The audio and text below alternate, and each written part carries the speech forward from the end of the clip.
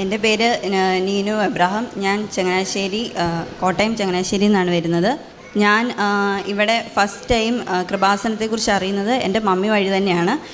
എൻ്റെ മമ്മിയുടെ 2018 ഉടമ്പടി എടുത്ത ഒരു വ്യക്തിയാണ്. അന്ന് ഞാനിവിടെ വന്ന് വെറുതെ ഒരു പള്ളിയിൽ വരുന്നത് പോലെ തന്നെയാണ് ഞാൻ മമ്മിയുടെ കൂടെ വന്നത്. ഇവിടെ ഏറ്റവും പുറകിൽ അവിടെ ഒരു കാഴ്ചക്കാരിയായിട്ടാണ് ഞാൻ ഇരുന്നത്. അന്ന് എനിക്ക് വലിയ വിശ്വാസം ഉണ്ടോ എന്ന് ചോദിച്ചാൽ മാതാവിൽ വിശ്വാസമുണ്ട്. പക്ഷേ ഞാനങ്ങനെ ഇവിടെ മാതാവ് പ്രതീക്ഷപ്പെട്ടതാണെന്നോ അല്ലെങ്കിൽ ഉടമ്പടി എന്താണെന്നോ അങ്ങനെയൊന്നും എനിക്കങ്ങനെ വലുതായിട്ട് അറിയത്തില്ലായിരുന്നു. അപ്പം എൻ്റെ മമ്മി ഉടമ്പടി എടുക്കാൻ പോയപ്പോൾ ഞാനവിടെ ഇങ്ങനെ വിയർത്ത് അറിയാമല്ലോ, നമുക്കിങ്ങനെ ഭയങ്കര ബുദ്ധിമുട്ടൊക്കെ ഫീൽ ചെയ്ത് അവിടെ ഇരിക്കുകയായിരുന്നു. എങ്ങനെയെങ്കിലും തിരിച്ച് വീട്ടിൽ ചെല്ലണമെന്നേ എനിക്കുണ്ടായിരുന്നുള്ളൂ. പക്ഷേ ഇവിടുന്ന് ഞാൻ തിരിച്ച് വീട്ടിൽ ചെന്ന സമയത്ത് എനിക്ക് യാത്രയൊക്കെ ചെയ്യാൻ ഒരുപാട് ബുദ്ധിമുട്ടുള്ള ആളാണ് ഞാൻ. ആലപ്പുഴ ബസ് സ്റ്റാൻഡിൽ നിന്ന് തന്നെ ഞാൻ കുറേ ഛർദ്ദിച്ചു, എനിക്ക് ഒട്ടും വയ്യാതെയായി. ആ സമയത്ത് വീട്ടിൽ ചെന്ന് കയറിയാലുടൻ തന്നെ ഞാൻ മമ്മിയുടെ അടുത്ത് പറഞ്ഞു ഇനി മേലിൽ ഞാൻ ഇങ്ങോട്ട് വരില്ല എന്നുള്ളത്. അന്ന് ഞാൻ തീരുമാനിച്ചു ഇനി ഓൺലൈൻ എടുത്താലും ഞാൻ അല്ലാതെ ഇവിടെ വന്ന് എടുക്കില്ല. അങ്ങനെ ഒരു തീരുമാനം തന്നെയായിരുന്നു എൻ്റെ മനസ്സിൽ. എൻ്റെ വിഷമവും കരച്ചിലും കണ്ടിട്ട് മമ്മി തന്നെ പറഞ്ഞു ഇനി നിന്നെ ഞാൻ കൊണ്ടുപോകത്തുമില്ല എന്ന് പറഞ്ഞു. പക്ഷേ എന്ത് വിഷമം വന്നാലും മമ്മി എൻ്റെ അടുത്ത് പറയും കൃപാസനം മാതാവിനോട് നീ പ്രാർത്ഥിക്കുക, ചോദിക്കുക, നിനക്ക് കിട്ടും, അങ്ങനെ എപ്പോഴും പറയാറുണ്ട്.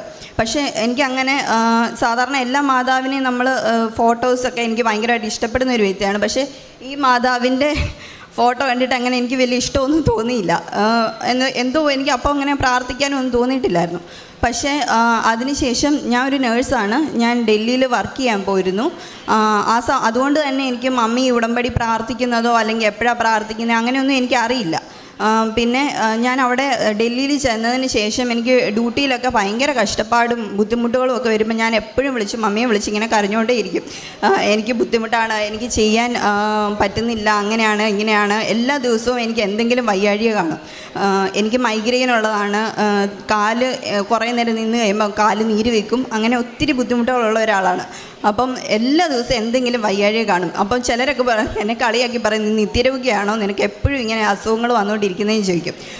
അപ്പോഴത്തേക്കും എനിക്ക് എൻ്റെ ബുദ്ധിമുട്ടറിയാം, എത്രത്തോളം ബുദ്ധിമുട്ടിയാണ് ഞാൻ നിൽക്കുന്നത് ഡ്യൂട്ടി ചെയ്യുന്നത് എന്നുള്ളത്. പക്ഷേ മറ്റുള്ളവരങ്ങനെ പറയുമ്പോൾ അത് ഭയങ്കര വിഷമമായിരുന്നു. ആ സമയത്തൊക്കെ എൻ്റെ അവിടെ പുതിയതായിട്ടൊരു കൊളീഗ് എൻ്റെ ഐസിയുവിൽ തന്നെ വർക്ക് ചെയ്യാൻ വേണ്ടി വന്നു. അപ്പം ഒരു ദിവസം ഞാനിങ്ങനെ എനിക്ക് ഒട്ടും വയറുവേദനയാണ് എന്നൊക്കെ പറഞ്ഞപ്പോൾ ആ ചേച്ചി പെട്ടെന്ന് ചേച്ചിയുടെ ബാഗൊക്കെ ഇരിക്കുന്ന അവിടെ കൊണ്ടുപോയി എൻ്റെ ബാഗിൽ നിന്ന് ആൾ എനിക്ക് ഉടമ്പടിയുടെ പത്രം എടുത്ത് തന്ന് എൻ്റെ ആളുടെ കയ്യിൽ തൈലം ഉണ്ടായിരുന്നു, എൻ്റെ വയറയിലൊക്കെ കുരിശ് വരച്ച് എനിക്ക് പ്രാർത്ഥിച്ചു തന്നു.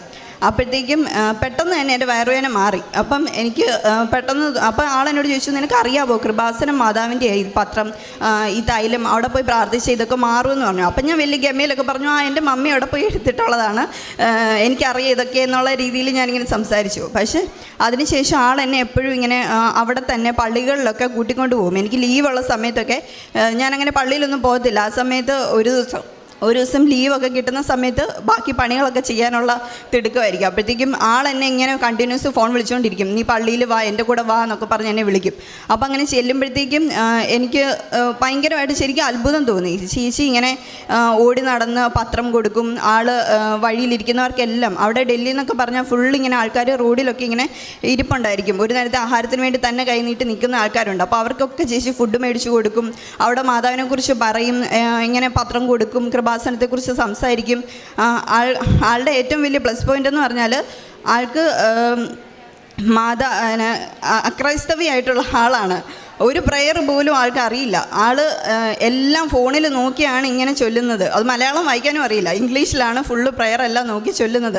അപ്പം എനിക്ക് ശരിക്കും എന്നോട് പുച്ഛമാണ് തോന്നിയത്. കാരണം ഞാൻ ഒരു ക്രിസ്ത്യാനിയായിട്ട് പോലും എനിക്ക് കുഞ്ഞുനാൾ മുതലേ എല്ലാ പ്രെയറുകളും കാണാതെ അറിയാനാണ്. പക്ഷേ എന്നിട്ട് പോലും ഞാൻ അത്രയും പ്രാർത്ഥിക്കാറില്ലായിരുന്നു. അപ്പോൾ എനിക്ക് ഭയങ്കര ശരിക്കും ഒരു വിഷമം തോന്നി.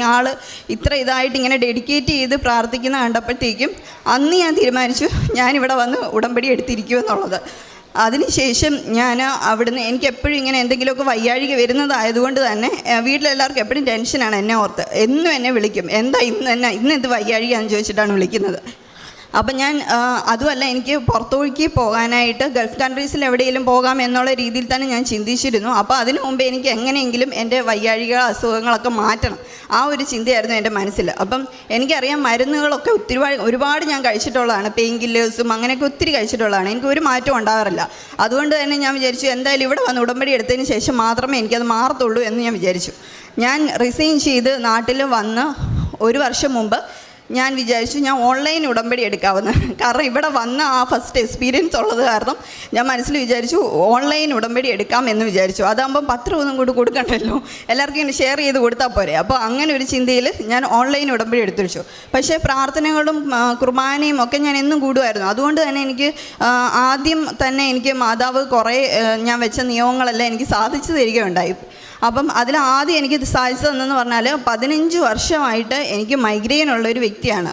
എനിക്ക് വന്നു കഴിയുമ്പോൾ നേരെ നിൽക്കാനോ സംസാരിക്കാനോ അല്ലെങ്കിൽ ഒന്നും പറ്റത്തില്ല.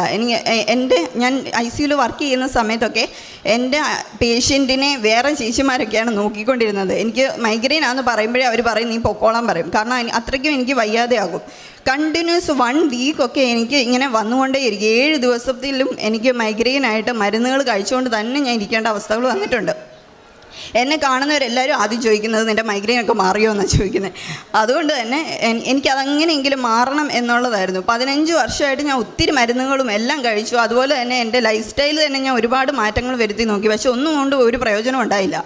അപ്പം ഞാൻ ആദ്യം വിചാരിച്ചു അത് തന്നെ വെക്കാം എന്ന് ഞാൻ വിചാരിച്ചു. ഞാൻ ഇങ്ങനെ ഒത്തിരി സാക്ഷ്യങ്ങൾ കണ്ടിട്ടുണ്ട്, ഒരുപാട് രോഗങ്ങളൊക്കെ ഇങ്ങനെ മാറുന്നതായിട്ട്. അപ്പം ഞാൻ മനസ്സിൽ വിചാരിച്ചു വലിയ വലിയ അസുഖങ്ങളൊക്കെ മാറ്റുന്ന മാതാവിന് ചെറിയൊരു തലവേദന മാറ്റാനാണ് ഇത്ര പാട്, എനിക്കെന്തുകൊണ്ട് മാറ്റി തന്നൂടാ എന്ന് തന്നെ വിചാരിച്ചാണ് ഞാൻ ആദ്യം തന്നെ അത് എഴുതിയത്. പക്ഷേ അതെഴുതി ഞാൻ ഓൺലൈൻ ഉടമ്പടിയിൽ തന്നെയാണ് അത് ഞാൻ എഴുതിയത്, നിയോഗമായിട്ട് ഫസ്റ്റ് എഴുതിയത്. അതിനുശേഷം ഞാൻ എല്ലാ ദിവസവും പ്രതീക്ഷ പ്രാർത്ഥന സന്ധ്യാസമയത്ത് ചൊല്ലുമ്പോഴത്തേക്കും ഞാൻ നെറ്റിയിൽ കുരിശ് വരച്ച് പ്രാർത്ഥിക്കും.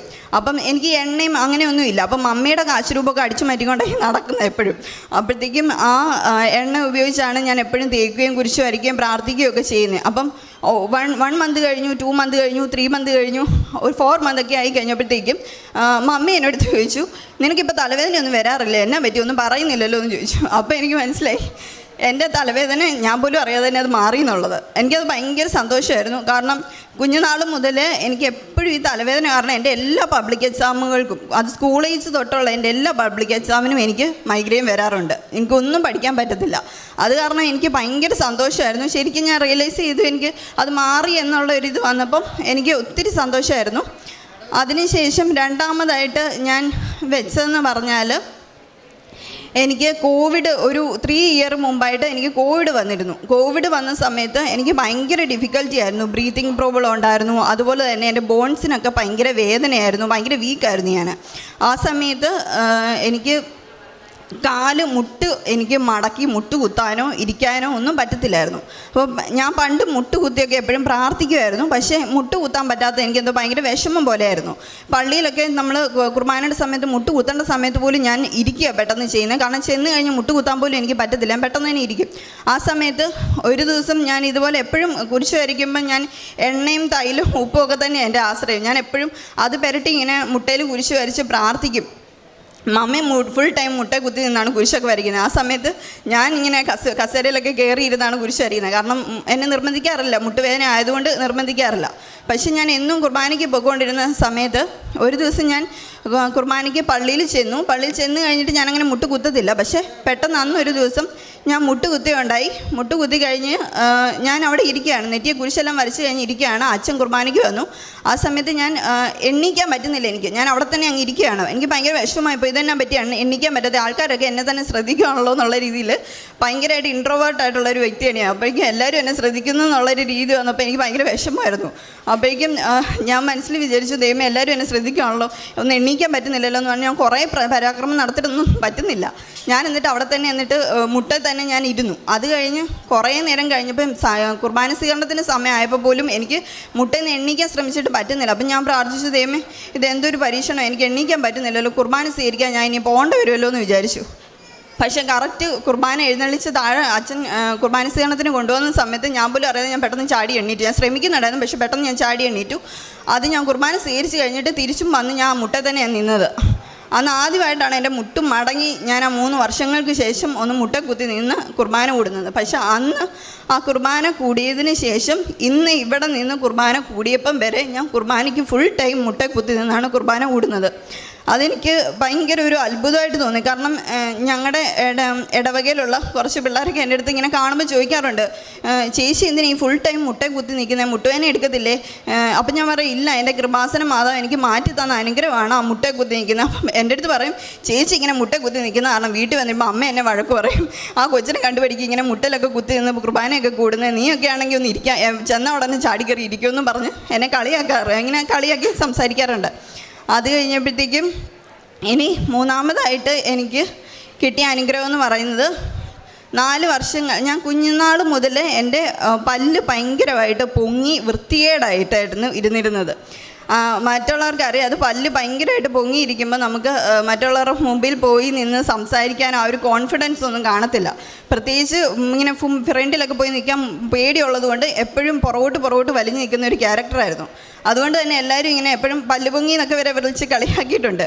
അപ്പോഴേക്കും ഞാൻ മനസ്സിൽ വിചാരിച്ചിരുന്നു എല്ലാവരെയും പോലെ തന്നെ പല്ലിൽ കമ്പിയിട്ട് താക്കാം, അത് കഴിയുമ്പം നല്ല വൃത്തിയാവുമല്ലോ എന്നൊക്കെ മനസ്സിലിങ്ങനെ വിചാരിച്ചു. പക്ഷേ ഞാൻ ഫസ്റ്റ് കൊണ്ട് ഇട്ടപ്പോൾ തന്നെ എൻ്റെ അടുത്ത് ഡോക്ടർ പറഞ്ഞു 1 ഇയർ മതി, അതിനുള്ളിലെല്ലാം ശരിയാവും എന്നൊക്കെ പറഞ്ഞു. സാധാരണ എല്ലാവരുടെയും പോലെ തന്നെ പല്ലിന് താഴുമല്ലോ എന്ന് വിചാരിച്ചു. പക്ഷേ അവിടെ ചെന്ന് 1 ഇയറായി, 2 ഇയറായി, 3 ഇയറായി, 4 ഇയറായിട്ട് ഒരു മാറ്റവും ഇല്ല. ഇട്ടതിനേക്കാളും വൃത്തികേടായിട്ടാണ് എൻ്റെ പല്ല് വന്നുകൊണ്ടിരുന്നത്. കാരണം 4 പല്ലെടുത്ത് അതിൻ്റെ ഗ്യാപ്പ് കൊണ്ട് അതുകൂടാതെ ഭയങ്കര വൃത്തികേടായിട്ടാണ് ഇരുന്നത്. വാ അടയ്ക്കാൻ തന്നെ എനിക്ക് ബുദ്ധിമുട്ടായിരുന്നു. അതുപോലെ ഞാൻ ബുദ്ധിമുട്ടിയിട്ടുണ്ട്. എൻ്റെ ഒത്തിരി ഡോക്ടർമാരെ ഞാൻ കാണിച്ചു, 2, 3, 4 ഡോക്ടർമാരെ കാണിച്ചു. അതിൻ്റെ കൂട്ടത്തിൽ തന്നെ ഓരോരുത്തരും ഓരോ ട്രീറ്റ്മെൻറ്റ് പറയും.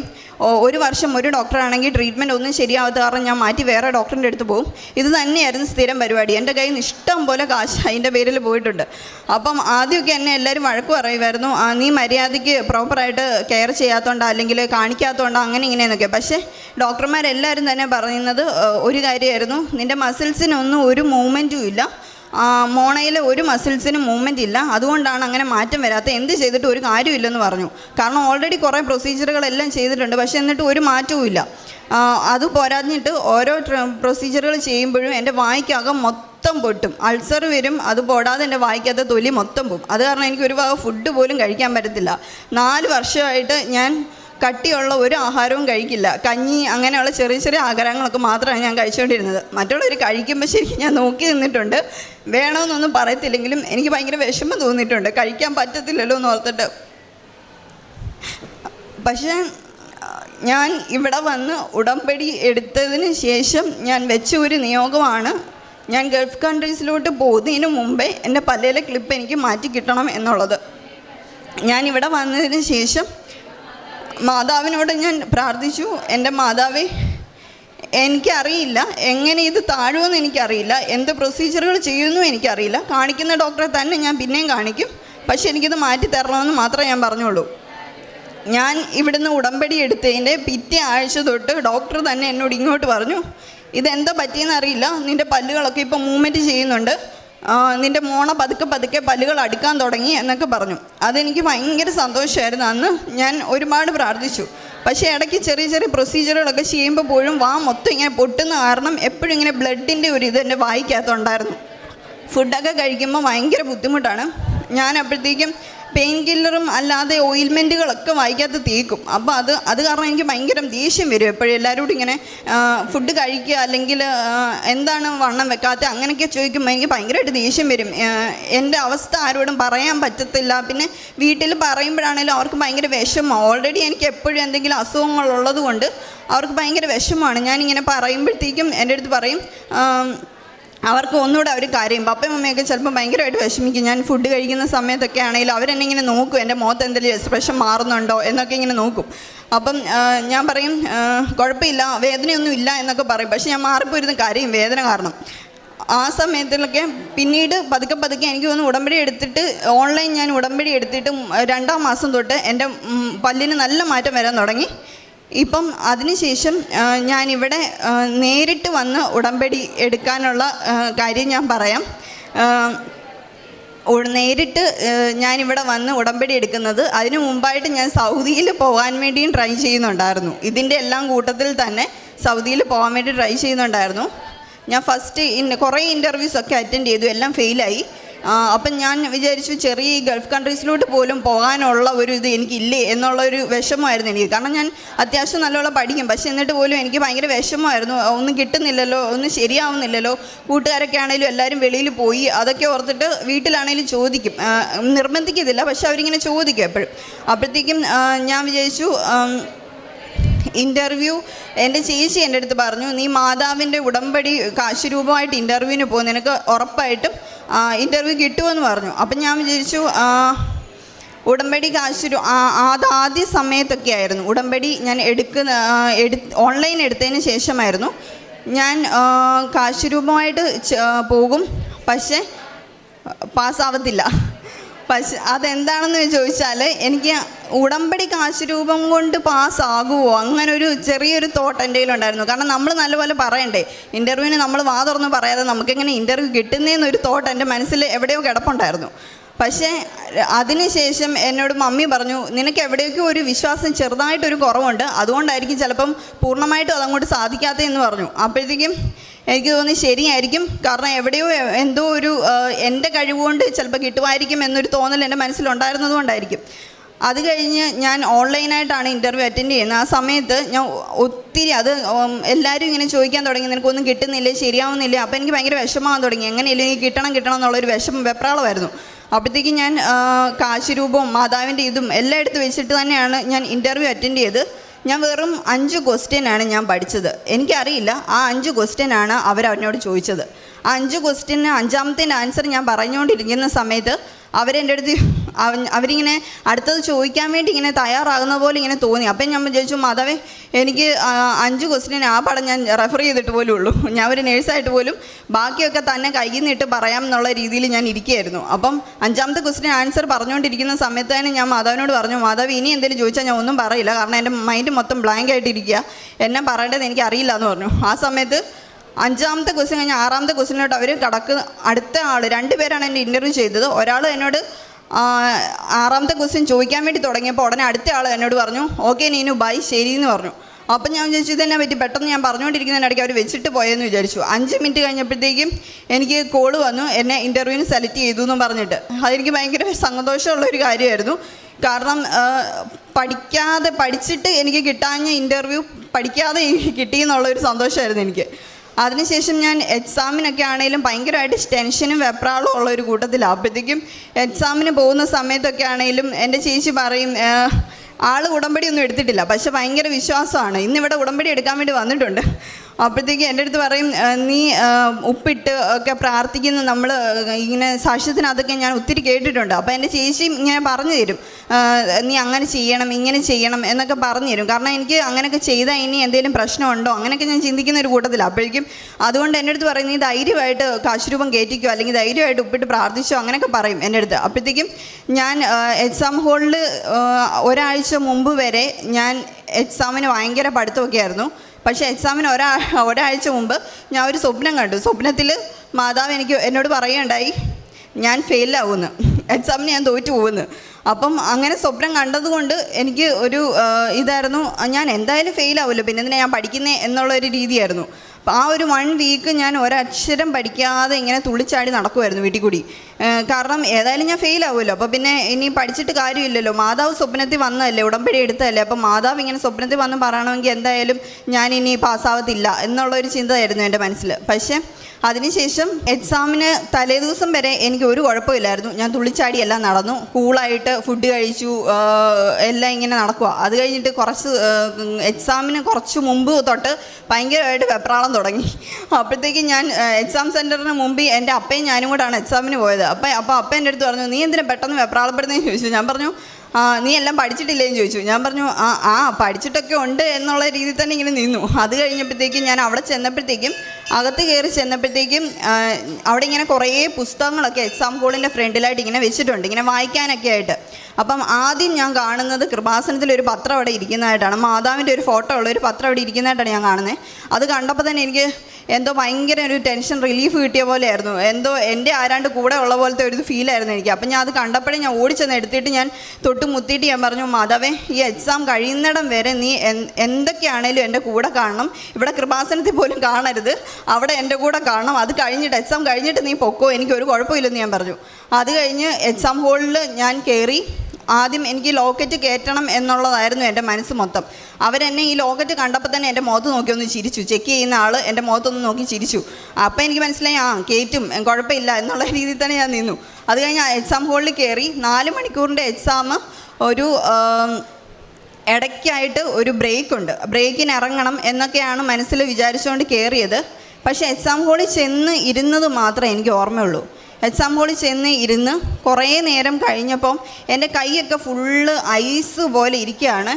എന്നെ ആരാണ്ട് ഇങ്ങനെ പിടിച്ചിരുത്തുന്ന പോലെ ഒരു ഫീല് തോന്നുകയാണ്. ഞാൻ മൗസ് ഇട്ട് മൂവ്മെൻറ്റ് ചെയ്തിട്ടൊന്നും എനിക്ക് ആൻസറുകൾ, ഓപ്ഷനുകൾ ക്ലിക്ക് ചെയ്യാൻ പറ്റുന്നില്ല. ഞാൻ ക്ലിക്ക് ചെയ്യുന്ന ആ ഓപ്ഷനും ക്ലിക്ക് ആവുന്നില്ല. എന്തൊക്കെയോ കാണിച്ചു കൂട്ടുവാണ്. അപ്പോൾ ഇങ്ങനെ സമയം പോകുന്നത് കണ്ടിട്ട് എനിക്ക് എങ്ങനെയും തീർക്കണം എന്നുള്ളൊരു വെപ്രാളമായിരുന്നു. അത് കഴിഞ്ഞപ്പോഴത്തേക്കും എനിക്ക് മനസ്സിലായി എന്തോ ഒരു ഇത് നടക്കുന്നുണ്ട്. എൻ്റെ ദേഹമൊക്കെ ഫുള്ളങ്ങനെ ഫ്രീസായിട്ട് ഐസ് പോലെ ഇരിക്കുക. ഞാൻ അത് കഴിഞ്ഞ് കുറേ നേരം കഴിഞ്ഞപ്പോഴത്തേക്കും ക്വസ്റ്റ്യൻ ഒന്നും വായിക്കുന്നില്ല. ഇങ്ങനെ ജസ്റ്റ് ടിക്ക് ചെയ്ത് പോയി. എനിക്കറിയാം ഞാൻ ഒന്നും വായിക്കുന്നില്ല, അങ്ങനെയൊക്കെ മനസ്സിലുണ്ട്. പക്ഷേ എന്തോ ഇങ്ങനെ കാണിച്ച് അങ്ങ് പോകുന്ന പോലെ എനിക്ക് തോന്നിയത്. ഇങ്ങനെ ഓരോന്നോരോന്ന് ടിക്ക് ചെയ്ത് പോവുക. ക്വസ്റ്റ്യൻ പോലും വായിക്കാതെ വെറുതെ ടിക്ക് ചെയ്യുക. 4 മണിക്കൂറിൻ്റെ പരീക്ഷ ഞാൻ 1.5 മണിക്കൂർ കൊണ്ട് എഴുതിയിട്ട് ഞാൻ വെളിയിൽ വന്നു. വെളിയിൽ വന്നതിന് ശേഷം അവിടെ ഇരുന്ന് ഒരു ചേച്ചി എൻ്റെ അടുത്ത് ചോദിച്ചു, ഇതെന്നെ എക്സാം എഴുതിയില്ലെങ്കിൽ പോകുന്നതെന്നാന്ന് ചോദിച്ചു. ഞാൻ പറഞ്ഞു, ഞാൻ എഴുതി കഴിഞ്ഞു എന്ന് പറഞ്ഞു. അപ്പോഴത്തേക്കും പറഞ്ഞു, അതെന്നെ ബ്രേക്ക് ഒന്നും എടുക്കാൻ. ഞാൻ ശരിക്കും അവിടെ ബ്രേക്ക്, ആൾക്കാരെല്ലാവരും ബ്രേക്ക് എടുത്തു, ബ്രേക്കിന് വേണ്ടി എല്ലാവരും എണ്ണീറ്റ് പോയി. ഇതൊന്നും ഞാൻ അറിഞ്ഞില്ല. ഞാൻ അവിടെ ഇരുന്ന് വേഗം ഓരോരോ ക്വസ്റ്റ്യൻസ് ഇരുന്ന് ക്ലിക്ക് ചെയ്ത് വിടുമായിരുന്നു ചെയ്തുകൊണ്ടിരുന്നത്. അതിനുശേഷം ഞാൻ വെളിയിൽ വന്നു കഴിഞ്ഞപ്പോഴാണ് ശരിക്കും എനിക്ക് എന്തായിരുന്നു ക്വസ്റ്റ്യൻ എന്ന് പോലും എനിക്ക് ഓർമ്മ കിട്ടുന്നില്ല. ഞാൻ വെളിയിൽ ഇറങ്ങി കഴിഞ്ഞപ്പോഴത്തേക്കും അപ്പം എൻ്റെ അടുത്ത് ചോദിച്ചു, എങ്ങനെ ഉണ്ടായിരുന്നു എക്സാം? ഞാൻ പറഞ്ഞു, എനിക്കറിയില്ല എന്ന് പറഞ്ഞു. പക്ഷേ അതിനറിയില്ല എന്ന് പറയുന്നതെന്ന് ചോദിച്ചു. ഞാൻ പറഞ്ഞു, എനിക്കറിയില്ല, ഒരു ക്വസ്റ്റ്യൻ പോലും എനിക്ക് ഓർമ്മയില്ല. എനിക്കറിയാവുന്നതായിരുന്നു, അറിയാൻ മേലാത്തതായിരുന്നു, വന്നതെന്ന് പോലും എനിക്കറിയില്ല എന്ന് പറഞ്ഞു. അപ്പോഴത്തേക്കും കുറച്ച് കഴിഞ്ഞപ്പോഴത്തേക്കും തിരിച്ച് വണ്ടിയിൽ വരുന്ന സമയത്ത് ഞാനിരുന്ന് ഇങ്ങനെ കുടുകുടാന്ന് കണ്ണിക്കൂടി വെള്ളം വന്നുകൊണ്ടിരിക്കുക. കാരണം എന്താ എഴുതിയെന്നുള്ള ഒരു ഓർമ്മ കിട്ടാത്തത് കൊണ്ട് എന്താ അവിടെ കാണിച്ചതെന്ന് പോലും എനിക്ക് ഓർമ്മ കിട്ടുന്നില്ല. പക്ഷെ അപ്പം എൻ്റെ അടുത്ത് പറഞ്ഞു, നീ വിഷമിക്കേണ്ട, നീ ഉറപ്പായിട്ടും പാസ്സാവും. കാരണം എക്സാം എഴുതി ഇറങ്ങി വന്നപ്പോഴത്തേക്കും നിൻ്റെ മുഖത്ത് എന്തോ ഒരു ഭയങ്കര സന്തോഷം ഉണ്ടായിരുന്നെന്ന്. എനിക്ക് നേരെ തിരിച്ചാണ് തോന്നിയത്. കാരണം ഞാൻ അവിടുന്ന് ഏതാന്ന് പോലും അറിയാൻ മേലാതെ ഭയങ്കര വിഷമിച്ചാണ് ഞാൻ അവിടുന്ന് ഇറങ്ങി വന്നത്. പക്ഷേ അപ്പം എൻ്റെ അടുത്ത് പറയുകയാണ് ഞാൻ ചിരിച്ചോണ്ട് ഇറങ്ങി വന്നതെന്ന്. ഞാൻ പറഞ്ഞു, ഒന്ന് ചുമ്മാ പറയാതെ, ഞാൻ എന്തുമാത്രം വിഷമിച്ച് അവിടുന്ന് കരഞ്ഞോണ്ട് ഇറങ്ങി വന്നതെന്ന് പറഞ്ഞു. അപ്പോൾ പറഞ്ഞു, അല്ലടി, നിൻ്റെ മുഖത്ത് ഭയങ്കര വെട്ടം ഉണ്ടായിരുന്നു, പ്രസാദം ഉണ്ടായിരുന്നു, നീ എക്സാം നീ ഉറപ്പായിട്ട് നീ പാസ്സാവും, നീ സന്തോഷത്തോടെ തന്നെ ഇറങ്ങി വന്നേന്ന് പറഞ്ഞു. ഞാൻ പറഞ്ഞു, എനിക്കറിയില്ല, പക്ഷേ അതിനുശേഷം അവിടെ നടന്നൊന്നും എനിക്ക് ഓർമ്മയില്ലാത്തതുപോലെയായിരുന്നു. ഞാൻ ചെന്ന് കയറിയത് മാത്രമേ എനിക്ക് ഓർമ്മയുള്ളൂ. പക്ഷേ എക്സാമിൻ്റെ ഞാൻ എന്നും ധ്യാനം കൂടുമ്പോഴത്തേക്കും ഞാൻ പ്രാർത്ഥിക്കും, മാതാവേ, ഇതെൻ്റെ ലാസ്റ്റ് ചാൻസാണ്. അപ്പോൾ പറഞ്ഞിരിക്കുന്നത്, ഇനി ഈ എക്സാം പാസ്സായില്ലെങ്കിൽ നിന്നെ നാട്ടിൽ തന്നെ ജോലിക്ക് കയറ്റുമെന്ന് പറഞ്ഞിരിക്കുന്നത്. അതുകൊണ്ട് എത്രയും പെട്ടെന്ന് എനിക്കത് കിട്ടണമെന്നുള്ളൊരു വെപ്രാളമായിരുന്നു. അപ്പോഴത്തേക്കും ഞാൻ വെള്ളിയാഴ്ച ദിവസം എൻ്റെ റിസൾട്ട് വരുന്ന ദിവസം, വെള്ളിയാഴ്ച വരുന്നതെന്ന് എന്നെ ഇങ്ങനെ പറഞ്ഞു ഫ്രണ്ട്സ്. അപ്പോഴത്തേക്കും ഞാൻ മാതാവിനോട് ധ്യാനം കൂടുന്ന സമയത്ത് ഞാൻ പ്രാർത്ഥിച്ചു, മാതാവേ, അടുത്ത വെള്ളിയാഴ്ച വരുമെന്നാണ് പറയുന്നത്. അങ്ങനെ എനിക്ക് അത് വേണ്ട, എനിക്ക് അടുത്ത ചൊവ്വാഴ്ച വന്നാൽ മതി. ഞാൻ ധ്യാനം കൂടിക്കൊണ്ടിരിക്കുമ്പോൾ വന്നാൽ മതി, എനിക്ക് അതായിരിക്കും സന്തോഷം. ആ സമയത്ത് ഞാൻ ഫെയിലായാലും എനിക്ക് കുഴപ്പമില്ലായിരിക്കും, കാരണം ഞാൻ ധ്യാനം കൂടിക്കൊണ്ടിരിക്കുമായിരിക്കുമല്ലോ. അതുകൊണ്ട് എനിക്ക് പ്രത്യേകിച്ച് എന്തെങ്കിലും ഒരു ധൈര്യം എനിക്ക് എവിടുന്നേലും കിട്ടുമെന്ന് എനിക്കറിയാം. അതുകൊണ്ട് ഞാൻ പറഞ്ഞു, മാതാവേ, എനിക്ക് തോറ്റാലും കുഴപ്പമില്ല, പക്ഷേ ധ്യാനം കൂടുന്ന ചൊവ്വാഴ്ച ദിവസം തന്നെ എനിക്ക് കിട്ടണം റിസൾട്ടെന്ന് പറഞ്ഞു. ഞാൻ ചൊവ്വാഴ്ച ധ്യാനം കൂടിക്കൊണ്ടിരുന്ന സമയത്ത് തന്നെ എൻ്റെ ഏജൻറ്റ് വിളിച്ചിട്ട് പറഞ്ഞു, നിൻ്റെ റിസൾട്ട് വന്നു, നീ പാസ്സായിന്ന്. അത് ശരിക്കും എനിക്കറിയില്ല എങ്ങനെ ഞാൻ പാസ്സായി എന്നുള്ളത്. കാരണം അവിടെ ഞാൻ ഏത് ക്വസ്റ്റ്യനാണ് അറ്റൻഡ് ചെയ്തത്, അല്ലെങ്കിൽ എത്ര ക്വസ്റ്റ്യൻ ഉണ്ടായിരുന്നു എന്ന് പോലും ഞാൻ നോക്കിയിട്ടില്ല. പക്ഷെ അത് ഉറപ്പാണ്, എനിക്ക് മാതാവ് എൻ്റെ കൂടെ വന്നിരുന്ന് എന്നെ എക്സാം എഴുതി കഴിഞ്ഞിട്ട് എന്നെ വിട്ടു പോയ പോലെയാണ് എനിക്ക് ഫീൽ ചെയ്തത്. ആ സമയത്ത് പെട്ടെന്ന് എൻ്റെ ദേഹം മൊത്തം തണുക്കുകയും, എനിക്കറിയില്ല, ഇതുവരെ എനിക്ക് അങ്ങനെ ഒരു അനുഭവം എൻ്റെ ജീവിതത്തിൽ ഉണ്ടായിട്ടില്ല. പ്രേക്ഷിത പ്രവർത്തനത്തെക്കുറിച്ചാണ് പറയാനുള്ളത്. ആദ്യം തന്നെ ഞാൻ പറഞ്ഞല്ലോ, ഞാൻ ഓൺലൈൻ ഉടമ്പടി എടുത്തത് പത്രം കൊടുക്കാനുള്ള ഒരു ചെറിയ മടി കൊണ്ടാണ്. പക്ഷേ അതിനുശേഷം ഞാൻ ഇവിടെ വന്ന് ഉടമ്പടി എടുത്ത സമയത്ത് എനിക്കത് ഭയങ്കര സന്തോഷമായിരുന്നു. പത്രമൊക്കെ ഞാൻ എല്ലാവർക്കും കൊടുക്കും, ഓടി നടന്ന് കൊടുക്കും. കാരണം എൻ്റെ കാര്യങ്ങളൊക്കെ നടക്കണമല്ലോ, ആ ഒരു ചിന്തയായിരുന്നു എൻ്റെ മനസ്സിൽ. പക്ഷേ ആദ്യം ഞാൻ ഇവിടുന്ന് പത്രം മേടിച്ചുകൊണ്ട് പോയി. ആ പത്രത്തിൽ ഒരു 3-4 പത്രമായിരിക്കും ഞാൻ കൊടുത്തത്, ബാക്കി മൊത്തം നടന്നു കൊടുത്തത് എൻ്റെ അമ്മയാണ്. അപ്പോഴേക്കും അതെനിക്ക് ഭയങ്കര എന്തോ ഒരു വിഷമം പോലെ ഫീൽ ചെയ്തു. എനിക്കെന്താ കൊടുക്കാൻ പറ്റാത്തത്? കാരണം ആൾക്കാരുടെ ഫ്രണ്ടിൽ ചെല്ലുമ്പോൾ ഞാൻ അവരുടെ ഫേസിലോട്ട് നോക്കും, ഈ ചേച്ചി അല്ലെങ്കിൽ ഈ ചേട്ടൻ എന്നെ ഒന്നും പറയത്തില്ലായിരിക്കും, ചോദിക്കത്തില്ലായിരിക്കും, കൊടുത്തിട്ട് ഓടിപ്പോകാമെന്ന് വിചാരിച്ചിട്ടാണ് ഞാൻ അടുത്തോട്ട് ചെല്ലുന്നത് തന്നെ. അതെന്താണെന്ന് ചോദിച്ചാൽ, ഫസ്റ്റ് ഞാൻ പത്രം കൊടുത്ത ഒരു വ്യക്തി എൻ്റെ അടുത്ത് വളരെ മോശമായിട്ട് പെരുമാറി. ഇതിനൊന്നും വേറെ പണിയില്ലേ, ഇങ്ങനെ കുറേ ഇതായിട്ടാണ്, അടങ്ങിക്കോളും, അങ്ങനെ ഇങ്ങനെയെന്നൊക്കെ പറഞ്ഞ് ഭയങ്കരമായിട്ട് എന്നെ മോശമായിട്ട് സംസാരിച്ചു. അത് എനിക്ക് ഏറ്റവും വിഷമം വന്നത് കഴുത്തിൽ മാതാവിൻ്റെ ജപമാല ഇട്ട ഒരു വ്യക്തിയായിരുന്നു എന്നുള്ളതാണ് എന്നെ ഏറ്റവും കൂടുതൽ വിഷമപ്പെടുത്തിയത്. കാരണം അങ്ങനെ ഒരാൾ നമ്മുടെ അടുത്ത് ദേഷ്യപ്പെട്ട് സംസാരിച്ചപ്പോൾ ഞാൻ ഇതൊന്നും വീട്ടിൽ പറഞ്ഞിട്ടില്ല. അങ്ങനെ പറഞ്ഞു കഴിഞ്ഞപ്പോൾ എനിക്കത് ഭയങ്കര വിഷമമായിപ്പോൾ. ഇനി എങ്ങനെ ഞാൻ എല്ലാവരുടെ മുമ്പിൽ കൊണ്ട് പത്രം കൊടുക്കും എന്നോ, ഇനി ആരെങ്കിലും എന്നെ അങ്ങനെ പറയുമോ, നാണം കെടുത്തുവോ എന്നൊക്കെ ഉള്ളൊരു വിഷമമായിരുന്നു എനിക്ക്. അതുകൊണ്ട് തന്നെ ഞാൻ പിന്നീട് ഇവിടുന്ന് പക്ഷെ പത്രം കൊടുക്കണം എന്നുള്ളൊരു മനസ്സ് എനിക്കുണ്ടായിരുന്നു. ഞാൻ ഇവിടുന്ന് പിന്നീട് വന്ന് പത്രം മേടിച്ചിട്ട് പോയ സമയത്ത് ഞാൻ ഇതുപോലെ തന്നെ ചെന്നു പത്രം കൊടുക്കാൻ വേണ്ടിയിട്ട് ഒരാളുടെ മുമ്പിലേക്ക് ഇങ്ങനെ നീട്ടും. ആൾ എൻ്റെ അടുത്തേക്ക് വരുമ്പോഴത്തേക്കും ഞാൻ പത്രം പാത്ത് പിടിക്കും, എനിക്ക് കൊടുക്കാൻ പറ്റാറില്ല. അപ്പോൾ എനിക്കത് 2-3 പ്രാവശ്യം സെയിം ഇങ്ങനെ തന്നെ ഉണ്ടായി കഴിഞ്ഞപ്പോഴത്തേക്കും എനിക്ക് ഭയങ്കര വിഷമമായി. എൻ്റെ അടുത്ത് മമ്മി ചോദിച്ചു, നീ പത്രമൊക്കെ കൊടുത്ത് തീർത്തോ എന്ന് ചോദിച്ചു. അപ്പം ഞാൻ കള്ളം പറഞ്ഞു, ഞാൻ പത്രമൊക്കെ കൊടുത്ത് തീർത്തല്ലോ എന്ന് പറഞ്ഞിട്ട് ഞാൻ അങ്ങോട്ട് പാത്ത് വെച്ചു. അത് കഴിഞ്ഞപ്പോഴത്തേക്കും അന്ന് രാത്രി എനിക്ക് ഭയങ്കര വിഷമമായിരുന്നു. കാരണം എനിക്ക് മാതാവ് ഇത്രയും അനുഗ്രഹങ്ങളെല്ലാം തന്നിട്ടും പത്രം കൊടുക്കാൻ എന്നെക്കൊണ്ട് പറ്റുന്നില്ലല്ലോ എന്ന് ഓർത്തിട്ട് എനിക്ക് ഭയങ്കര വിഷമമായിരുന്നു. ഞാൻ അന്ന് രാത്രി ഒരുപാടിരുന്ന് കരഞ്ഞു. ഞാൻ പറഞ്ഞു, മാതാവേ, എത്രയോ പേർക്ക് സ്വപ്നത്തിൽ നീ പ്രതീക്ഷപ്പെട്ട് ഇങ്ങനെ ഓരോന്നൊക്കെ കാണിച്ചു കൊടുക്കുന്നത്, എനിക്ക് പിശാച് വരെ എൻ്റെ സ്വപ്നത്തിൽ വന്നിട്ടുണ്ട്, പക്ഷെ മാതാവ് അങ്ങനെ സ്വപ്നത്തിൽ വന്നിട്ടില്ല. അപ്പം ഞാൻ വിചാരിച്ചു, എനിക്ക് എങ്ങനെയെങ്കിലും മാതാവ് ഒന്ന് എൻ്റെ സ്വപ്നത്തിൽ വരണം, എന്നോട് പറ ഞാൻ എന്താ ചെയ്യേണ്ടത്. കൊടുക്കുന്നവരെല്ലാം നിരസിക്കുക, കൊടുക്കാനാണെങ്കിൽ പേടിയുക, എന്നാ ചെയ്യേണ്ടതെന്നുള്ളൊരു വിഷമമായിരുന്നു എനിക്ക്. അന്ന് രാത്രി ഒരു 2 മണി വരെ ഇരുന്ന് ഞാൻ കരച്ചില്ലായിരുന്നു ഇത് ഓർത്തിട്ട്. അത് കഴിഞ്ഞ് കുറച്ച് നേരം കഴിഞ്ഞപ്പോഴത്തേക്കും ഞാൻ തളർന്ന് കിടന്ന് ഉറങ്ങിപ്പോയി. കഴിഞ്ഞപ്പോഴത്തേക്കും ഞാൻ ഒരു സ്വപ്നം കണ്ടു. സ്വപ്നത്തിൽ ഇങ്ങനെ ഞാൻ ഒരു വലിയ സ്റ്റെപ്പിൻ്റെ മണ്ടയ്ക്കായിട്ട് നിൽക്കുകയാണ്. ആ സ്റ്റെപ്പിൻ്റെ മണ്ടയ്ക്ക് നിൽക്കുന്ന സമയത്ത് താഴെ കുറേ ആൾക്കാർ നിൽക്കുകയാണ്, പത്രവും പിടിച്ച് ഇങ്ങനെ ഓരോരുത്തർക്ക് കൊടുത്തുകൊണ്ടിരിക്കുക. അപ്പം അവിടെ നിന്ന് ഈ മാതാവിൻ്റെ ഫോട്ടോയാണ് ഞാൻ കാണുന്നത്. മാതാവ് ഇങ്ങനെ എൻ്റെ അടുത്തേക്ക് നടന്നു വരുന്നതായിട്ട് കാണുന്നത്. എൻ്റെ അടുത്തേക്ക് നടന്നു വന്നിട്ട് പറഞ്ഞു, നീ എന്താ അവിടെ നിൽക്കുന്നത്, ഇങ്ങനെ ഇറങ്ങി വരാൻ പറഞ്ഞു. അപ്പോഴേക്കും ഞാൻ പതുക്കെ മടിച്ച് പത്രം കൈ പിടിച്ചുകൊണ്ട് ഇങ്ങനെ ഇറങ്ങി വരിക. അപ്പം മാതാവ് എന്നോട് പറഞ്ഞു, നീ എന്താ പത്രം കൊടുക്കാത്തേ, ബാക്കി എല്ലാവരും കൊടുത്തല്ലോ എന്ന് പറഞ്ഞു. ഞാൻ പറഞ്ഞു, ഞാൻ കൊടുത്തിട്ട് ആരും മേടിക്കുന്നില്ല മാതാവേ, ഞാൻ എന്നാ ചെയ്യണ്ടേ, കൊടുക്കുന്നവരാണെങ്കിൽ ഇങ്ങനെ ദേഷ്യപ്പെട്ട് സംസാരിക്കുന്നത് കാരണം എനിക്ക് കൊടുക്കാൻ ഒരു പേടിയാന്ന് പറഞ്ഞു. അപ്പോൾ മാതാവ് എൻ്റെ അടുത്ത് പറഞ്ഞു, നീ വിഷമിക്കണ്ട, നീ ഏത് പത്രം ഇനി ആർക്ക് നീ പത്രം കൊടുക്കുന്നോ അവർ നിൻ്റെ കയ്യിൽ നിന്ന് സന്തോഷത്തോടെ മേടിച്ചിരിക്കുമെന്ന് പറഞ്ഞു. ഒരു മടിയും കൂടാതെ നിൻ്റെ കയ്യിൽ നിന്ന് സന്തോഷത്തോടെ മേടിച്ചിരിക്കും. ലോകം മൊത്തം ഈ പത്രം എത്തിക്കഴിഞ്ഞു, നീ മാത്രമേ ഉള്ളൂ കൊടുക്കാനായിട്ട്, ബാക്കി എല്ലാവരും ഇത് കൊടുത്തു കഴിഞ്ഞു എന്ന് പറഞ്ഞു. അപ്പോൾ എനിക്ക് ഭയങ്കര വിഷമമായി. സ്വപ്നത്തിലാണെങ്കിലും മാതാവിങ്ങനെ എല്ലാവരും കൊടുക്കുന്നുണ്ട്, ഞാൻ മാത്രമാണ് കൊടുക്കാത്തതെന്ന് എന്നെ കുറ്റപ്പെടുത്തുന്ന പോലെ എനിക്ക് ഭയങ്കരമായിട്ട് ഫീൽ ചെയ്തു. പിറ്റേ ദിവസം രാവിലെ ഞാൻ അന്ന് തന്നെ എൻ്റെ കയ്യിലിരുന്ന പത്രം മൊത്തം ഞാൻ കൊടുത്തു തീർത്തു. കൊടുത്ത ആൾക്കാരുടെ അടുത്ത് ഞാൻ കൃപാസനത്തെക്കുറിച്ച് പറഞ്ഞു, വിശ്വാസ പ്രമാണം ചൊല്ലി പ്രാർത്ഥിച്ച് ഒത്തിരി നേരം അവരോട് സംസാരിച്ച്, ആലപ്പുഴയിൽ ഇങ്ങനെ ഒരു പള്ളിയാണ്, മാതാവ് പ്രത്യക്ഷപ്പെട്ടതാണ്, ഇവിടുത്തെ എല്ലാ കാര്യങ്ങളും എനിക്ക് കിട്ടിയ അനുഗ്രഹങ്ങൾ ഉൾപ്പെടെ ഞാൻ പറഞ്ഞാണ് ഞാൻ പത്രം കൊടുത്തത്. അതെനിക്ക് എന്നെ സംബന്ധിച്ച് വലിയൊരു അത്ഭുതമായിരുന്നു. കാരണം അത്രയ്ക്ക് മടിയായിട്ട് പേടിച്ചിരുന്ന ഒരു വ്യക്തിയായിരുന്നു ഞാൻ. ഇനി ആരെങ്കിലും എന്തെങ്കിലും പറയുമോ എന്നുള്ളൊരു പേടി ഉണ്ടായിരുന്ന വ്യക്തിയായിരുന്നു ഞാൻ. അപ്പം പെട്ടെന്ന് അങ്ങനെ കൊടുക്കാൻ പറ്റിയപ്പോൾ എനിക്കത് ഭയങ്കര സന്തോഷമായിരുന്നു. അന്ന് തൊട്ട് ഇന്ന് വരെ ഞാൻ കൊടുത്തിരിക്കുന്ന ഒരു പത്രവും എൻ്റെ കയ്യിൽ നിന്ന് ഒരാൾ പോലും നിരസിച്ചിട്ടില്ല. എല്ലാവരും എൻ്റെ കയ്യിൽ നിന്ന് സന്തോഷത്തോടെ മേടിച്ചിട്ടുള്ളൂ. ഞാൻ കൊടുക്കുമ്പോൾ ഓടി വന്ന് സന്തോഷത്തോടെ വന്ന് ചിരിച്ചുകൊണ്ട് മേടിക്കുന്നവരെ മാത്രമേ ഞാൻ കണ്ടിട്ടുള്ളൂ. അതുപോലെ തന്നെ കൃപാസനത്തിൽ നിന്ന് ഒത്തിരി പേരെ എനിക്ക് പരിചയപ്പെടാൻ സാധിച്ചു. ഗ്രൂപ്പ് വഴിയാണെങ്കിലും മറ്റുള്ളവരെ ഹെൽപ്പ് ചെയ്യാനും അങ്ങനെയൊക്കെ എനിക്ക് ഒത്തിരി സഹായിച്ചിട്ടുണ്ട്. പിന്നെ ഞങ്ങൾ ഓൾഡ് ഏജ് ഹോമിലൊക്കെ ആണെങ്കിലും ഞാൻ പോകും. അവിടെ ചെന്നിട്ട് ഒത്തിരി തവണയൊന്നും എനിക്ക് പോകാൻ പറ്റിയിട്ടില്ല. പക്ഷേ പോകുന്ന സമയത്ത് അവിടെ ഉള്ളവരെ കുളിപ്പിക്കാനും അങ്ങനെയുള്ള കാര്യങ്ങളെല്ലാം എനിക്ക് ചെയ്തു കൊടുക്കാൻ പറ്റും. പിന്നെ എനിക്കറിയാവുന്ന 2-3 ചേച്ചിമാരുണ്ട്, ആൻറ്റിമാരാണ്, പ്രായമുള്ളവരാണ്. അവർ ഒറ്റയ്ക്കാണ് വീട്ടിൽ താമസിക്കുന്നത്. മക്കളോ അല്ലെങ്കിൽ ആരും നോക്കാനൊന്നും ഇല്ലാത്തവരാണ്. അപ്പോൾ അവരുടെ അടുത്ത് പോയി കുറേ നേരം സംസാരിക്കുക, അല്ലെങ്കിൽ അവർക്ക് എന്തെങ്കിലുമൊക്കെ സാധനം മേടിച്ചു കൊണ്ട് കൊടുക്കുക, ഇങ്ങനെയൊക്കെ എനിക്ക് പറ്റിയിട്ടുണ്ട്. പിന്നെ പൊതിച്ചോറാണെങ്കിലും ഹോസ്പിറ്റലുകളിലാണെങ്കിലും അതുപോലെ തന്നെ വഴിയിലിരിക്കുന്നവർക്കാണെങ്കിലും ഒക്കെ ഓടി നടന്ന് കൊടുക്കാൻ, എത്ര വെയിലും ചൂടും മഴയാണെങ്കിലും എനിക്ക് അങ്ങനെ കൊടുക്കാൻ ഒരു മടിയോ ഒരു നാണക്കേടോ ഒന്നും തോന്നിയിട്ടില്ല. അത് എനിക്ക് തോന്നുന്നു അങ്ങനെ മടിയുള്ളവർക്ക് വേണ്ടിയിട്ടാണ് ഞാൻ ഈ സാക്ഷ്യം പറയുന്നത്. ഒരിക്കലും നിങ്ങൾ മടിച്ച് അല്ലെങ്കിൽ മാറി ഇരിക്കരുത്. നിങ്ങൾ പോയി അത് ചെയ്യാൻ ഉള്ള ഒരു മനസ്സ് കാണിക്കണം. കാരണം ഉടമ്പടി എടുത്തതിന് ശേഷം നമുക്ക് അനുഗ്രഹങ്ങൾ കിട്ടുന്നില്ല എങ്കിൽ നമ്മൾ എന്തെങ്കിലും കുറവുകൾ കാണും.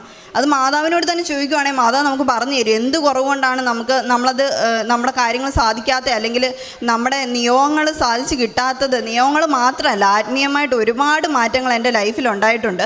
കാരണം കുർബാനയ്ക്ക് തന്നെ ഞാൻ പോകുമ്പോൾ എൻ്റെ സൺഡേ സ്കൂൾ ജീവിതത്തിൽ 1 2 പഠിക്കുമ്പോൾ ഞാൻ ഏറ്റവും ഫ്രണ്ടിൽ പോയിരുന്ന് കുർബാന കൂടിയിട്ടുള്ളത്. അതിനുശേഷം ഏറ്റവും പുറകിൽ നിന്ന് പള്ളിയിൽ കുർബാന കൂടുന്ന ഒരു വ്യക്തിയാണ് ഞാൻ. എവിടെ പോയാലും ഏത് പള്ളിയിൽ പോയാലും ഏറ്റവും പുറകിൽ പോയി നിന്ന് കുർബാന കൂടുന്ന വ്യക്തിയാണ്. പക്ഷേ ഉടമ്പടി എടുത്തതിന് ശേഷം എനിക്കറിയില്ല, എന്നെ എല്ലാത്തിൽ നിന്നും ആരോ മുമ്പോട്ട് വലിക്കുന്നതായിട്ട് എനിക്കൊരു ഫീൽ ചെയ്യാൻ തോന്നിയിട്ടുണ്ട്. ഇവിടെ നിന്ന് സാക്ഷ്യം പറയുന്നത് തന്നെ എനിക്ക് വലിയൊരു അത്ഭുതമാണ്. കാരണം 4 പേരുടെ മുമ്പിൽ നിന്ന് എൻ്റെ പേര് പറഞ്ഞ് എൻ്റെ കൈയും കാലും വിറയ്ക്കുമായിരുന്നു. അത്രയ്ക്ക് പേടിയുള്ളൊരു വ്യക്തിയായിരുന്നു ഞാൻ. പക്ഷേ എനിക്ക് ഒത്തിരി സന്തോഷമുണ്ട് ഇത്രയും ആൾക്കാരുടെ മുമ്പിൽ നിന്ന് എൻ്റെ സാക്ഷ്യം നിങ്ങളെല്ലാം കേട്ടുകൊണ്ടിരിക്കുന്നു പറയുമ്പോൾ തന്നെ എനിക്കത് വലിയൊരു അനുഗ്രഹമായിട്ടാണ് തോന്നുന്നത്. പത്രം കൊടുക്കാനാണെങ്കിലും അതുപോലെ തന്നെ ജപമാല, ഞാൻ ഒരു ജപമാലയൊക്കെ കുരിശ് വരയ്ക്കുമ്പോൾ ചൊല്ലുന്നതിന് വളരെ ബുദ്ധിമുട്ടിയാണ് ചൊല്ലി തീർക്കുന്നത്. പക്ഷേ ഇപ്പം എനിക്ക് 1 എന്നില്ല 2 എന്നില്ല 3 എന്നില്ല 4 എന്നില്ല, എത്ര ചൊല്ലാൻ പറ്റുന്നു അത്രയും ഞാൻ ചൊല്ലും എന്നുള്ള രീതിയിലാണ്. ബൈബിൾ ആണെങ്കിലും അതുപോലെ തന്നെ എനിക്ക് കണ്ടിന്യൂസ് ആയിട്ട് ഇങ്ങനെ വായിക്കാൻ ഭയങ്കര ഇഷ്ടമാണ്. എപ്പോഴും ഇങ്ങനെ വായിച്ചുകൊണ്ടിരിക്കുക. എനിക്ക് എന്ത് മറുപടി വേണമെങ്കിലും ബൈബിളിലൂടെ മാതാവ് തരും. ആദ്യമൊക്കെ എനിക്ക് വായിക്കുമ്പോൾ ഒന്നും മനസ്സിലാകില്ല. വായിച്ചു കഴിയുമ്പോൾ ഞാൻ തന്നെ ചോദിക്കാറുണ്ട്, ഇതിനർത്ഥം എന്താ, ഇതെന്നെ ഈ ബൈബിളിൽ എഴുതിയിരിക്കുന്നത് എന്നൊക്കെ ഞാൻ മനസ്സിൽ വിചാരിച്ചിട്ടുണ്ട്. പക്ഷേ ഇപ്പം ഏത് വചനം, എത്ര കട്ടിയുള്ള വചനങ്ങൾ വായിച്ചാലും എനിക്ക് മനസ്സിലാവും ദൈവം അല്ലെങ്കിൽ ഇപ്പം എൻ്റെ കൃപാസന അമ്മ എന്നോട് എന്താണ് പറയാൻ ആഗ്രഹിക്കുന്നത്, ഞാൻ എന്താണ് അതിനുള്ള മറുപടി എന്നുള്ളത് ഞാൻ ചോദിച്ച എന്ത് കാര്യത്തിനും ഞാൻ ബൈബിളിലൂടെയാണ് ചോദിച്ചുത്തരം നേടുന്നത്. എന്നെ സംബന്ധിച്ച് എൻ്റെ ജീവിതത്തിൽ ഒരുപാട് മാറ്റങ്ങൾ വന്നത് ഇവിടെ വന്ന് ഉടമ്പടി എടുത്തതിന് ശേഷമാണ്. എൻ്റെ ഫ്രണ്ട് ഒരാളുണ്ട്, ഇതുപോലെ തന്നെ എടുക്കാൻ ബുദ്ധിമുട്ടായിട്ടിരിക്കുന്ന ഒരു വ്യക്തിയുണ്ട്.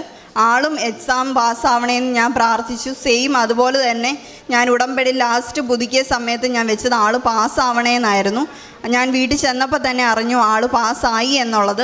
അതും എന്നെ സംബന്ധിച്ച് വലിയൊരു അനുഗ്രഹമാണ്. കാരണം ഇപ്പം നേരത്തെ പോലെയല്ല, ഉടമ്പടിയും ഞാൻ ചെയ്യുന്ന ഓരോ കാര്യങ്ങൾ കൊണ്ടായിരിക്കും ചിലപ്പം അപ്പം തന്നെ എനിക്ക് മാതാവ് അതിൻ്റെ അനുഗ്രഹങ്ങൾ തരാൻ തുടങ്ങി. അച്ഛൻ പറയുന്ന പോലെ ഒരു തവണ ഉടമ്പടി വർക്ക് ചെയ്ത് തുടങ്ങിക്കഴിഞ്ഞാൽ പിന്നെ നമ്മൾ പറയുന്നതല്ല, നമ്മൾ മനസ്സിൽ ചിന്തിക്കുന്നതിനപ്പുറം മാതാവ് നമുക്ക് തന്ന് അനുഗ്രഹിക്കും. എൻ്റെ ഈശോയ്ക്കും മാതാവിനും എനിക്കിവിടെ നിന്ന് സാക്ഷ്യം പറയാൻ പറ്റിയതിനും എല്ലാത്തിനും ഒരുപാട് നന്ദി. ശുദ്ധമ്മയുടെ മധ്യസ്ഥതയിൽ തൻ്റെ വ്യക്തിപരമായ ജീവിതത്തിൽ ലഭിച്ച വളരെ വ്യക്തതയോടുകൂടിയ സാക്ഷ്യങ്ങളാണ് ഇപ്പോൾ ഈ മകൾ കുറച്ച് സമയം എടുത്തു തന്നെ പറഞ്ഞത്. അതിൽ നിങ്ങൾ കേൾക്കുമ്പോൾ തന്നെ അതിൽ ഒരു ബോധ്യമുണ്ടെന്നുള്ള കാര്യം വ്യക്തമാണ്. കാരണം അത് അവസാനം പറയുന്നുണ്ട് വ്യക്തിപരമായിട്ട് അതിലൊരു അനുഭവമുണ്ട്. അതിലേറെ പ്രത്യേകിച്ച് സാക്ഷ്യം ആരംഭിക്കുന്നത് ഡൽഹിയിൽ പരിചയപ്പെട്ട ഒരു അക്രൈസ്തവയായിട്ടുള്ള ഒരു വ്യക്തിയിൽ നിന്നാണ്. യഥാർത്ഥ ക്രിസ്ത്യൻ പ്രാർത്ഥനകൾ അറിയാത്ത, പക്ഷേ മാതാവിനെക്കുറിച്ചും ഉടമ്പടിയെക്കുറിച്ചും ഉടമ്പടി തൈലമൊക്കെ എടുത്ത് പ്രാർത്ഥിക്കുന്നതിനെക്കുറിച്ചും ബോധ്യമുള്ള ഒരു വ്യക്തിയിൽ നിന്നാണ് സാക്ഷ്യം ആരംഭിക്കുന്നതും. അവസാനം ഈ ഒരു പത്രപ്രേക്ഷിത പ്രവർത്തനത്തിനെക്കുറിച്ച് മാതാവ് തന്നെ നേരിട്ട് ഒരു സ്വപ്നത്തിലൂടെ പറഞ്ഞു എന്നുള്ളതാണ് ഈ മകളുടെ ഈ ഉടമ്പടിയുടെ ഒരു പ്രചോദനിപ്പിക്കുന്ന ഒരു സാക്ഷ്യം എന്ന് പറയുന്നത്. അപ്പം ആ ബോധ്യത്തിലാണ് പറയുന്നത്, ഉടമ്പടിയിൽ എന്തെങ്കിലും കുറവുകളുണ്ടെങ്കിൽ അത് മാതാവിനോട് തന്നെ ചോദിക്കണം, മാതാവ് തന്നെ അത് പറഞ്ഞു തരുമെന്ന് പറയുന്നത് വ്യക്തിപരമായ അനുഭവത്തിൽ ലഭിച്ച ഇത്രയും അനുഭവങ്ങളുടെ വെളിച്ചത്തിലാണ്. ഇതിലൊരു അനുഭവം പോലും നമുക്ക് മാറ്റിവെക്കാനായിട്ടില്ല എല്ലാ കാര്യത്തിലും. അത് വർഷങ്ങളോളം ബുദ്ധിമുട്ടിക്കൊണ്ടിരുന്ന മൈഗ്രെയിൻ തലവേദന തൊട്ട് മുട്ടിൻ്റെ വേദന തൊട്ട്, പക്ഷേ ഓരോ പ്രാവശ്യവും അതിനൊക്കെ ഒരു കൃതജ്ഞതയുള്ളൊരു മനസ്സെപ്പോഴും കൂടെയാണ്. അത് ഈ കുർബാന മുഴുവൻ മുട്ടൂത്തി നിൽക്കുക എന്നൊക്കെ പറയണത് അത് ദൈവം നൽകിയതാണിത്. അപ്പോൾ ദൈവത്തിന് മുമ്പിലാണ് ഞാനത് ചെയ്യേണ്ടതെന്നൊക്കെയുള്ളൊരു വിശ്വാസത്തിൻ്റെ ബോധ്യമുണ്ട്. ഒപ്പം ജീവിതത്തിൻ്റെ ഏത് സാഹചര്യത്തിലും പ്രാർത്ഥിക്കുമ്പോൾ ഒരു ഉത്തരം കിട്ടുമെന്നുള്ള വലിയൊരു തിരിച്ചറിവ്. ഇപ്പം പരീക്ഷയുടെ കാര്യം പറയുമ്പോഴും ഒരുപാട് പരീക്ഷ സാക്ഷ്യങ്ങൾ ആവർത്തിച്ച കാര്യമാണ്. അതൊരു അനുഭവമായതുകൊണ്ട് അതൊരു വ്യക്തി കടന്നു പോകുന്നതാണ്. നമുക്കത് വിശ്വസിക്കാനോ വിശ്വസിക്കാതിരിക്കുകയോ ചെയ്യാം. പക്ഷേ അത് മാതാവ് ഏറ്റെടുത്തു എന്നുള്ളൊരു ബോധ്യം ലഭിക്കും തക്കോതൊരു അനുഭവത്തിനെ കുറിച്ച് പറയുന്നത് ലൂക്കാ 12:12 പറയുന്നുള്ളൂ. എൻ്റെ നാമത്തിലാണ് നിങ്ങൾ പോകുന്നതെങ്കിൽ ബാക്കിയുള്ളതെല്ലാം ഞാൻ സംസാരിക്കും എന്നൊക്കെയുള്ള വചനത്തിൻ്റെ കാര്യം ഏറ്റവും അവസാനം ബൈബിളിലൂടെ എനിക്ക് ഉത്തരം കിട്ടുന്നുണ്ടെന്നൊക്കെയാണ് പറയുന്നത്. അപ്പോൾ ഇതിൽ ഏറ്റവും വലിയ അനുഭവം എന്ന് പറയുന്നത് വളരെ ചെറുപ്പക്കാരായിട്ടുള്ള കുട്ടികൾ ഇപ്പോൾ ഈ അൾത്താരയിൽ കയറി വന്ന് ബൈബിൾ എന്നോട് സംസാരിക്കുന്നു, മാതാവിനെയും കുറിച്ചും വിശ്വാസത്തിനെക്കുറിച്ചുമൊക്കെ ഉദ്ബോധിപ്പിക്കുന്ന തരത്തിലുള്ള ദൈവാനുഭവം ലഭിക്കുന്നുണ്ടെങ്കിൽ അതാണ് ഏറ്റവും വലിയൊരു അത്ഭുതം.